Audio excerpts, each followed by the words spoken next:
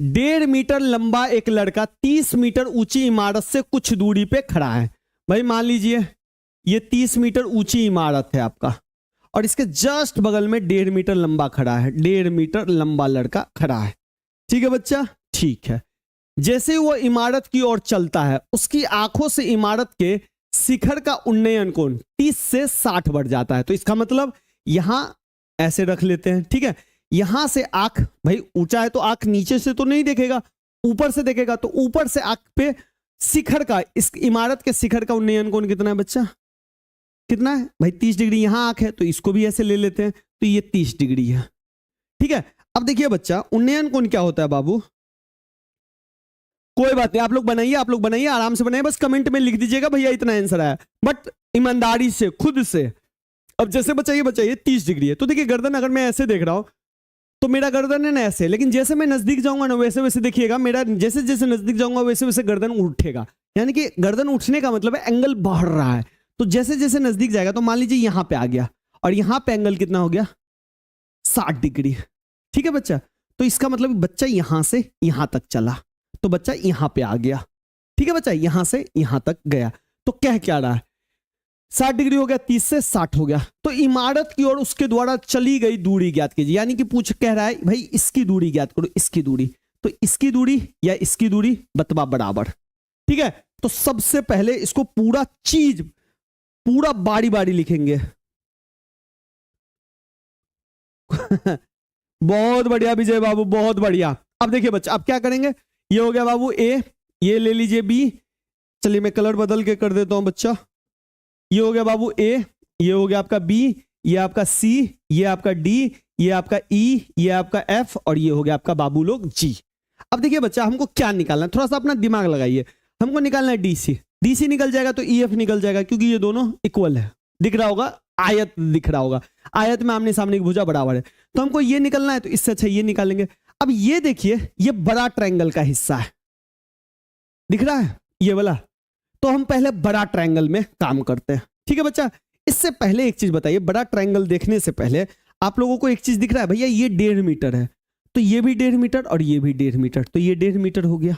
तो ये कितना हो गया, ये यहां से यहां तक, तो भैया 30 में से 1.5 घटेगा तो कितना हो जाएगा 28.5 मीटर। तो इसको पूरा बेहतरीन ढंग से पूरा लिखना है आपको, ठीक है, कि ए बी बराबर ए जी माइनस बी जी, ऐसे करके लिखना है। क्या लिखना है, ए बी बराबर ए जी माइनस बी जी, मतलब ए जी में से हम बी जी को घटा रहे हैं, तो ए जी कितना है हमारा 30 और बी जी कितना है 1.5, यानी कि हमारा कितना बचेगा 28.5।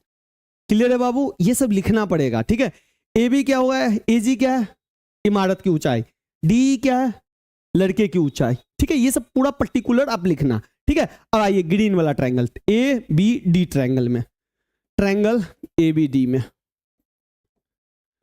अब सुनिए बच्चा, ट्रायंगल ए बी डी में हम क्या कर रहे हैं बाबू लोग, थोड़ा ध्यान से सुनिएगा, हम ये पूरा निकालते हैं। ठीक है, क्या करेंगे, हम ये पूरा निकालेंगे और इसको निकालेंगे, अब पूरा में से इसको घटा देंगे तो हमारा खुद ब खुद ये निकल जाएगा।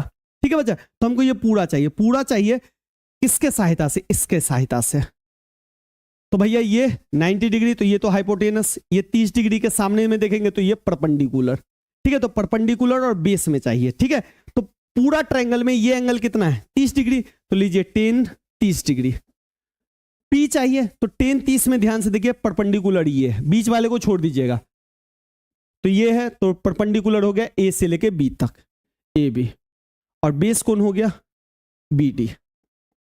10 30 कितना होता है बच्चा 1/√3।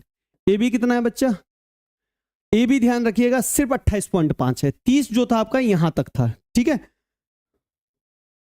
बट्टा बी डी, चलिए उसको गुना कीजिए तो बी डी बराबर आपका मिल जाएगा 28.5√3।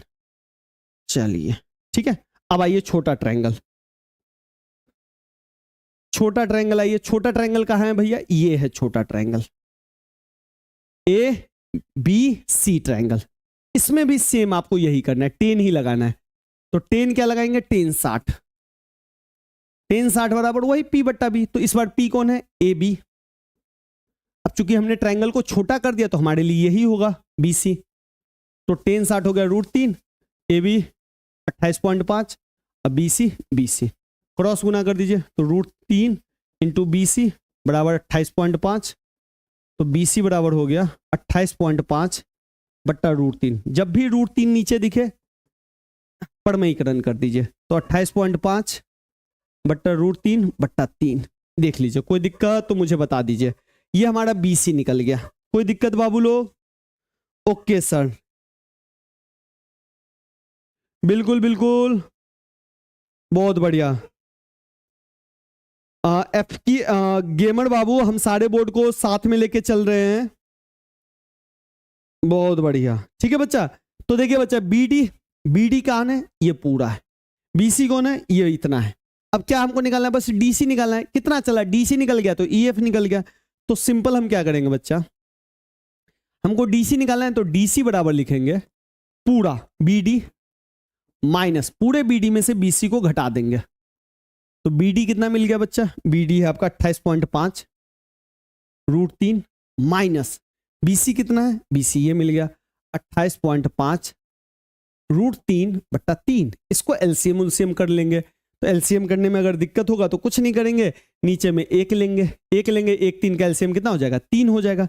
गुना करके LCM लिए तो 28.5 को 3 से गुना कर दीजिए, 15 5 या 15 8 3 24 1 25 का 5 हासिल 2 3 दूनी 6 2 8 85.5 √3 माइनस 28.5 √3। 85.5 में से 28.5 घटा दीजिए तो ये 0.0, 13 में से 8 गया तो 5, और ये हो गया 5 में से 2 गया 3। अरे ठीक है ना भाई, 35 8 33, नहीं ये 7 में से 2 गया, सही तो चल रहा है ना? 8 5 अरे भाई 15 में से 8 गया तो 7 होगा ना? ठीक है 8 7, अरे कुछ गलत हो गया है क्या? LCM 5 या 15 का 5 हासिल 1, 8 3 24 1 25 का 5 हासिल 2, 3 दूनी 6 2 8। ठीक है, 85 में से 0 गया, 15 में से 8 गया 7, 7 में से 2 गया 5, 57 होगा, 57 57। तो ये हो गया बच्चा 57 √3 बट्टा 3। 3 से काट देंगे तो कितना आ जाएगा? 19 √3, 19 √3। देख लीजिए बच्चा, कोई दिक्कत? अच्छा, इसमें एक सबसे बड़ा बात ये याद रखिएगा बच्चा लोग,